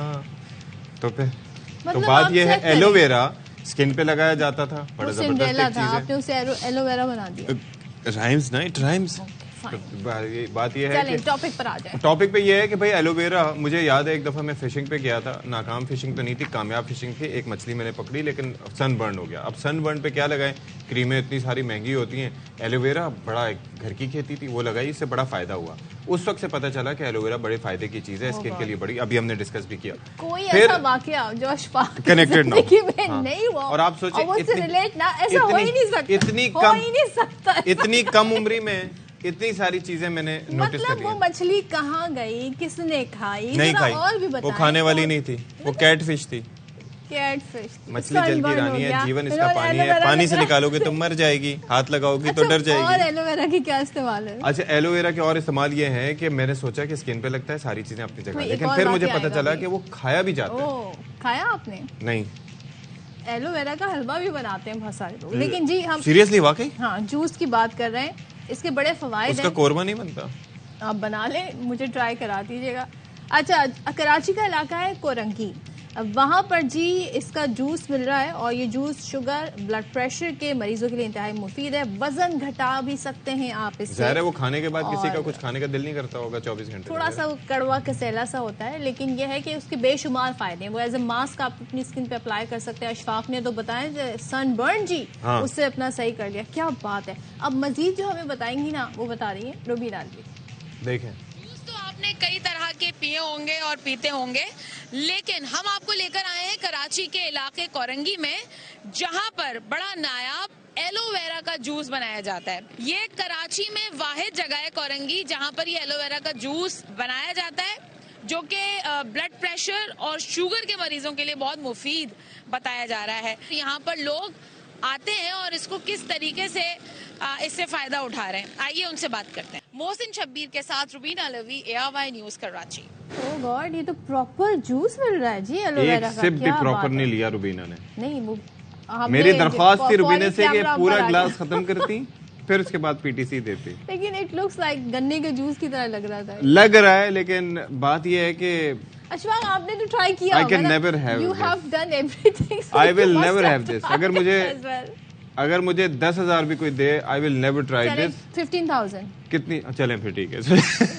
15,000 میں بندہ ہر چیز کی ایک قیمت ہوتی ہے. 15,000 آپ یہ بھائی اتنے پیسے لگ جائیں گے اگر خدا نخواستہ پیٹ میں, یہ آپ کو پتا ہے نہایت آپ کے جو ڈائجسٹو سسٹم ہے اس کو بہت زیادہ ایکٹیویٹ کر دیتا ہے. یعنی کہ پھر ویسے ایک تو لوگوں کو کھانے کے لانے پڑے ہوئے ہیں, اس کا قورمہ بنانا ضروری ہے. اور آپ یہ سوچیں طول و عرض سے لوگ جا کے وہ پی رہے ہیں. تو آپ نے سوچا نہیں, ایک کہہ رہے ہیں جی میرے گھٹنوں کا درد جی کم ہو گیا ایسے, دوسرے بتا رہے ہیں جی کہ میں نے جی اس کی اسکن کے لیے پی ہیں اس لیے کیے. اچھا جی, اب ایک ہوتا ہے نظر کا دھوکہ. نظر کا دھوکہ عموماً ایک یہ ہے ٹرم, لیکن ہم یہاں پر 3D آرٹس کی بات کر رہے ہیں, اور اکثر و بیشتر آپ کو بڑی بڑی بلڈنگز پہ ایسے ایسے مناظر دیکھنے کو ملتے ہیں کہ آپ کو لگتا ہوگا اصل کا گما ہوتا ہے, لیکن ایسا ہوتا نہیں ہے. تو اب آپ کو ہم بتاتے ہیں ایک ایسا گڑھا, اگر آپ چل رہے ہو سڑک پہ اور سامنے آ جائے جس میں آپ کو لگے جی کشتیاں تیر رہی ہیں, آپ کو یہ کیسے ہو سکتا ہے, سڑک پہ تو گاڑیاں چلنا مشکل ہے, کشتیاں تیر رہی ہیں. لیکن جب آپ اسے غور سے دیکھیں گے تو پتہ چلے گا جی ایکچولی یہ 3D شاہکار ہے, جس کی وجہ سے یعنی کہ اس کو ڈیزائن ایسے کیا جاتا ہے کہ حقیقت کا اس میں گما ہوتا ہے. تو ایسی حیرت کی انگیز جی شاہکار سیالکوٹ کے نوجوان جو 3D آرٹسٹ ہے احمد رضا, انہوں نے تیار کیا ہے, اپنے فن میں اتنے ماہر ہیں کہ نظروں کو دھوکہ دینے کے ماہر ہو گئے ہیں. شہر کی سڑکوں پر بنی ان کی 3D پینٹنگز دیکھنے والے حیران رہ جاتے ہیں. بالکل جی, تو ہمارے ساتھ اس وقت موجود ہیں, بات کر لیتے ہیں ان سے, ماہر 3D artist Ahmed Raza. Ahmed, thank you so much for joining us. بھائی یہ تو سب سے پہلے مجھے بتائیں, آپ کراچی کا ایک چکر لگاتے تو یہاں پر آپ کو اتنے اوریجنل 3D گڑھے نظر آتے کہ آپ کبھی نہ سوچتے, لیکن شاید سیالکوٹ کی سڑکیں اچھی ہیں جو آپ نے سوچا. یہ خیال کیسے آیا آپ کو؟ السلام علیکم. پہلے تو شکریہ. ایسا ہے کہ میں نے 2009 کے اندر ایک آرٹسٹ دیکھی تھی یوٹیوب کے اوپر, ٹریسیلی اور لیون کیر. تو وہ فلور کے اوپر جو آرٹ ورک بنا رہے تھے نا, وہ اس طرح سے لگتا تھا کوئی ممی ہے. وہ آپ نے مووی دیکھی ہوگی تھا ممی, اس کے اندر. ہاں, تو وہ آرٹ ورک جب بنا رہی تھی نا, تو میں نے دیکھا, میں نے کہا یار, دوست کو بولا, ایک دوست نے دکھائی تھی مجھے, تو میں نے کہا یار یہ تو فوٹو شاپ ہے یا اس طرح سے کچھ ہے. تو وہ کہنے لگا نہیں یہ ویڈیو ہے. وہ اس نے یوٹیوب پہ مجھے تقریباً 2008-9 کی بات ہے, مجھے اس نے دکھائی. تو میں کیونکہ پہلے فائن آرٹ میں نے سیکھا ہوا تھا, کیلیگرافی بھی سیکھی ہوئی تھی, کر رہا تھا. تو الحمدللہ وہ پھر میں نے پیپر کے اوپر ٹرائی کرنا شروع کیا, کیونکہ پاکستان کے سیالکوٹ کیا پاکستان کے اندر کوئی ایسا انسٹیٹیوٹ نہیں تھا, اور بلکہ پوری دنیا کے اندر ایسا انسٹیٹیوٹ نہیں تھا کہ میں وہاں پہ جا کے سیکھ سکتا. 2011 تقریباً ہو گیا, میں پیپر کے اوپر کوشش کرتا تھا, اکثر بناتا تھا کہ کوئی میری مطلب کامیابی مل جائے. الحمدللہ 2011 میں اتنا ہو گیا کہ میں بنانا شروع ہو گیا. تو 2012 کے اندر میں نے الحمدللہ فلور کے اوپر, یہاں 2011 کے لاسٹ کے اندر میں نے فلور کے اوپر آرٹ ورک 3D پینٹنگ بنائی. تو اللہ کا شکر ہے, تب مطلب یہ چیز تھی کہ مجھے انسپائر کیا تھا ان آرٹسٹ. اس کی ویسے ٹیکنیک کیا ہوتی ہے, کیا ڈفرینٹ ہوتا ہے ایک عام پینٹنگ سے یا عام اسکیچنگ سے؟ اس میں کیا ڈفرینٹ ہوتا ہے جو حقیقت کا ایک گما لگتا ہے؟ ایسا لگتا ہے کہ آپ بڑے میں جا رہے ہیں. ہاں بالکل ایسا لگتا ہے. جب سم ٹائم لوگ دیکھتے ہیں نا, کوئی بھی آرٹ ورک دیکھتے ہیں, تو فائن آرٹ میں بھی کچھ چیزیں 3D آبجیکٹ میں بنائی جاتی ہیں. تو 3D آبجیکٹ جو ہے وہ لائک آپ دیکھ رہے ہوتے ہیں, وہ بھی کہتے ہیں 3D ہے, لیکن وہ 3D نہیں ہوتا. 3D پینٹنگ کے لیے آپ کو یا تو ایک گلاس ہوتا ہے, اس میں دیکھنا پڑتا ہے, یا تو موبائل کے اندر دیکھنا پڑتا ہے. یہ ہم آرٹ ورک بناتے ہیں, اس کا پرسپیکٹیو ہوتا ہے, اس کا پھر ڈسٹورشن ہوتا ہے, اس کو سیٹنگ کرتے ہیں کمپیوٹر کے اوپر, ڈیزائن کرتے ہیں پراپر, پھر بعد میں وہ اس کو پلیس کرتے ہیں, یعنی کہ اسی طرح سے ڈیزائن کرتے ہیں جس آبجیکٹ کے اوپر. یہ بالکل پلین ہوتا ہے, اس پہ کوئی وہ نہیں ہوتا, یا کوئی گڑھا نہیں ڈالنا پڑتا, یا کوئی آبجیکٹ نہیں رکھنا پڑتا. تو آپ جب کیمرے کے اندر دیکھتے ہیں, یا پھر وہ لینس کے اندر دیکھتے ہیں, یا آپ ایک آنکھ کے اوپر ہاتھ رکھ کے دیکھتے ہیں, تو پھر آپ کو ایسے لگتا ہے وہ چیز وہاں پڑی ہوئی ہے. اچھا, موویز وغیرہ میں بھی ہم دیکھتے ہیں نا, وہ 3D آپ کو گلاسز پہننے پڑتے ہیں اور ساری چیزیں ہوتی ہیں.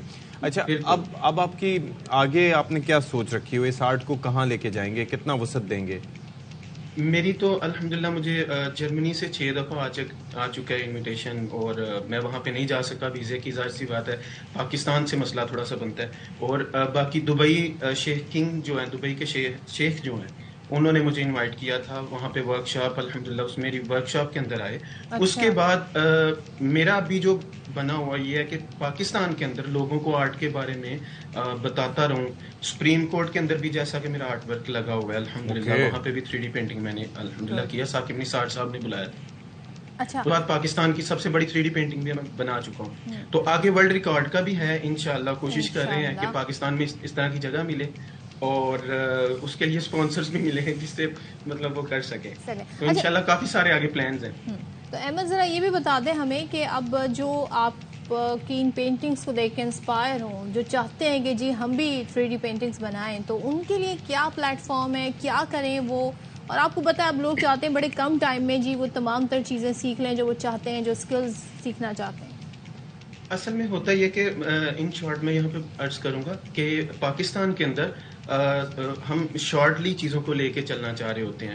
تو کسی بھی چیز کو ایک پروسیس ہوتا ہے لرننگ کا, اس میں آپ جب پڑھتے ہیں, اسٹڈی کرتے ہیں, تو آگے بڑھتے ہیں, آپ کو چیزیں سیکھنے کو ملتی ہیں. میرا بھی ایک وقت تھا تو کہیں پہ میں جاتا تھا, کچھ ایسے انسٹیٹیوٹ تھے, میرے پاس پیسے نہیں تھے پڑھنے کے لیے کیونکہ میری والدہ جو ہے وہ سلائی کرتی تھی کپڑے وغیرہ.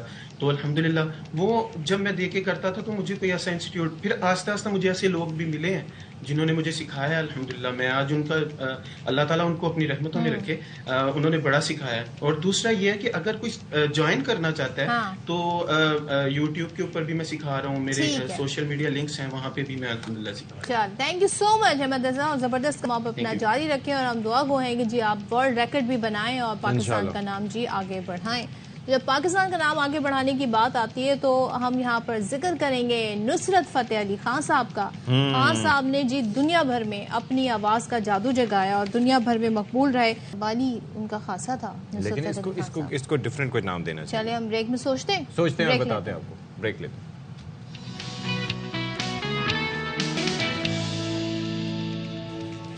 Welcome back once again. اور منڈے ہے, منڈے کو بڑی جی لوگوں کے ہفتے کا دن کا آغاز ہوتا ہے, کام شروع ہو جاتا ہے, محنت شروع ہو جاتی ہے. تو ذرا سا میوزک اگر بیک گراؤنڈ میں چلتا رہے تو کیا ہی بات ہے جی, تھوڑی آپ میں انرجی اور آ جاتی ہے. تو ہم نے بھی سوچا آج ہمارے شو میں میوزک کا تڑکا ضرور لگائیں, اور آج ہم آپ کو اپنے اسٹوڈیوز میں ملوائیں گے, آپ ان سے مل سکیں گے ہماری اسکرین کے تھرو. جناب گلوکار روہیل اصغر صاحب, انہیں ہم نے مدعو کیا ہے, مختلف میوزیکل مقابلوں میں پوزیشنز لے چکے ہیں, کئی ایوارڈز اپنے نام کر چکے ہیں, اور مشرقی اور مغربی دونوں طرز کی جو گائیکی ہے ہاں جی وہ ان کا خاصا ہے. بالکل جی, اور اس کے ساتھ ساتھ ان کی بھی ملاقات کرائیں گے, اور ساتھ ہی ان کے ساتھی طبلہ نواز فراز نسیم بھی ان کے ساتھ موجود ہیں. اور یہ دونوں جس طرح سے ہم تذکرہ کر رہے تھے پنجاب یونیورسٹی سے ایک دوسرے کے ساتھی ہیں, اور اکثر ہم دیکھتے ہیں سنگرز آتے ہیں اور ان کے ساتھ جو ان کے ساتھی ہوتے ہیں وہ چینج ہوتے رہتے ہیں, لیکن ایک اچھا طالب علم اسی وقت ہے کہ لوگ اپنا سفر ساتھ ہی جاری و ساری رکھیں. تو اسٹوڈیوز میں بلکہ ہمیں جوائن کریں ویڈیو لنک کے ذریعے روہیل اصغر اور Faraz Naseem. Thank you so much for joining us. بھائی کیسے ہیں آپ لوگ, ٹھیک ٹھاک ہیں؟ جی جی الحمدللہ, آپ بتائیں کیسے ہیں؟ اللہ کا شکر, اللہ کا شکر. تو بھائی پہلا اور بیسک سا سوال کہ یہ پہلے دفعہ کیسے پتہ چلا کہ میری آواز میں سر پایا جاتا ہے, اور یہ سر دوسروں نے بھی ایکنالج کیا, کیونکہ یہاں پر تو یہ ٹیلنٹ کو پنپنے ہی نہیں دیتے, مجھے چپ کرا دیتے ہیں لوگ. شکر ہے میں نے چپ کرا دیا. جی روہیل جی آپ کا بہت اچھا سوال ہے, اور فرسٹ ٹائم مجھے کالج سے پتہ چلا تھا, کالج لائف سے کہ آپ کی آواز بہت اچھی ہے. کسی ایونٹ میں آپ گا رہے تھے یا کسی یا دوستوں کے ساتھ گا رہے تھے کلاس میں؟ اچھا, اس سے پہلے کبھی یہ wash room singing, bath room singing, یا اس طریقے سے گھر میں کسی جگہ گنگنا دینا, یہ ٹرائی نہیں کیا کبھی؟ یہ چھپا رہے ہیں, باتھ روم سنگر تو ہوتا ہے. سٹارٹ تو وہیں سے. فراز بھی مسکرا رہے ہیں سن کے. جی تو بہرحال تو روہیل ہمیں کیا ہمارے ناظرین کو آپ سنانا چاہیں گے تاکہ ہم آپ کی اس خوبصورت آواز سے, آپ کی ٹیلنٹ سے جی لطف استفادہ کر سکیں؟ جی جی میں آپ کو استاد نصرت فتح علی خان صاحب کا گیت گانا, کیا بات ہے, کہ میں مکھڑے تو نظر آٹاؤں.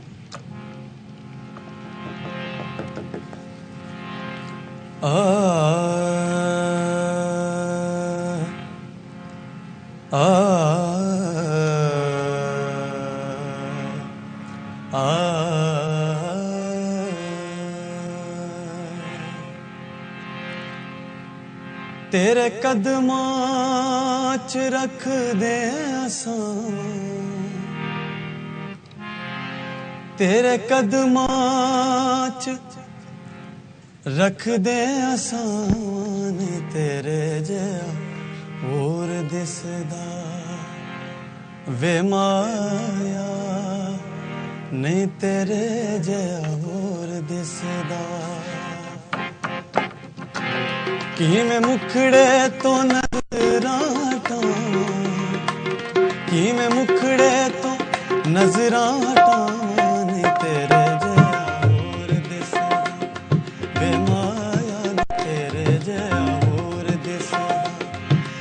کردا میں تینوں ویکھی جاواں جی کردا میں تینوں ویکھی جاواں نی تیرے جیہا ہور دسدا وے مایا نی تیرے جیہا ہور دسدا سرے رے ماما ماما ماما سرے رے پاپا پاپا سرے رے دادا دادا دادا سرے رے نی نی نی نی نی نی سرے رے سا سا سا سا سا سا سا نی نی سا نی نی سا نی نی سا نی نی سا سا دا نی پاپا گا مرے سرے نی سا سا نی سا سا نی سا سا نی سا دا نی پاپا گا مرے سرے نی سا سا نی سا سا نی سا سا نی سرے تو میرا میں تیری ہوئی تو میرا میں تیری ہوئی تیرے جیہا مینوں دسدا نہیں تیرے جیہا مینوں دسدا نہیں تیری راواں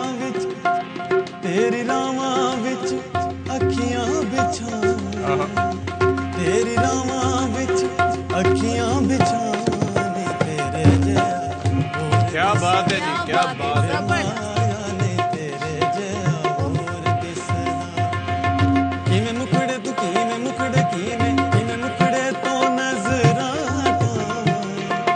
کیا کیویں بات ہے. مکھڑے تو نظراں نی تیرے جیہا ہور دسدا کیا بات ہے رویل، زبردست زبردست زبردست زبردست. And I must appreciate Faraz as well, جو طبلہ انہوں نے بجایا. فراز ویسے نارملی پتہ ہے کیا ہوتا تھا یہاں پر سنگرز آتے تھے نا، ان کے ساتھ گٹارسٹ ہوتے تھے تو وہ ساتھ میں طبلہ میں بجا رہا ہوتا تھا. تو آپ نے ایک طرح سے میری روزی پہ لات ماری ہے. کوئی بات نہیں میرے بھائی، کبھی کے دن بڑی کبھی کی راتیں. بہت اچھا کیا بھائی آپ نے. آپ دونوں کا ساتھ یہ کیسے کنٹینیو ہے؟ اٹس بین ایئرز، تو آپ لوگوں کی بڑی اچھی بانڈنگ ہے. کیسے ہے یہ، اس بارے میں بتائیے. جی ہم دونوں کا جو ایڈمیشن ہوا تھا پنجاب یونیورسٹی میں وہ میوزک بیس پہ ہی ہوا تھا، اور ان کا طبلہ بیس پہ ہوا تھا، میرے سنگنگ بیس پہ ہوا تھا، کلاسیکل میوزک بیس پر. اوکے. تو تب سے ہم ساتھ ہیں اور ہمیں 3 سال ہو گئے ہیں. ہم کمپٹیشنز پہ بھی ہم ساتھ جاتے ہیں، اور آپ اکثر کسی آفیشیل انآفیشیل ایونٹس پہ ہم تو ساتھ. رویل آپ کے فیوریٹ سنگر کون ہے ویسے؟ استاد نصرت فتح علی خان کے علاوہ. غزل گائکی کی بات کریں تو وہ میرا بیسک جانر ہے. وہ استاد غلام علی خان صاحب ہیں. اوکے. اور قوالی میں نصرت فتح علی خان صاحب. کیا بات. تو یہ دونوں جانرز ہی ٹرائی کرتے ہیں آپ؟ جی جی میں دونوں کرتا ہوں ٹرائی. اچھا، آپ نے ایوارڈز بھی لیے ہوئے ہیں کافی. جی جی الحمدللہ میں نے لمز میوزک فیسٹیول ون کیا ہوا ہے، university of Lahore music festival one کیا ہوا ہے، فاسٹ میوزک فیسٹیول ون کیا ہوا ہے، اور دیگر کالج لیول کے جو ہیں. تو روہیل چلیں ایک اور ہو جائے جو آپ کی پسند ہو. ویسے تو ظاہر ہے آپ گلوکار ہیں، آپ کے کتنے سانگز آپ کی پسند ہوں گے، لیکن whatever you want to sing for us.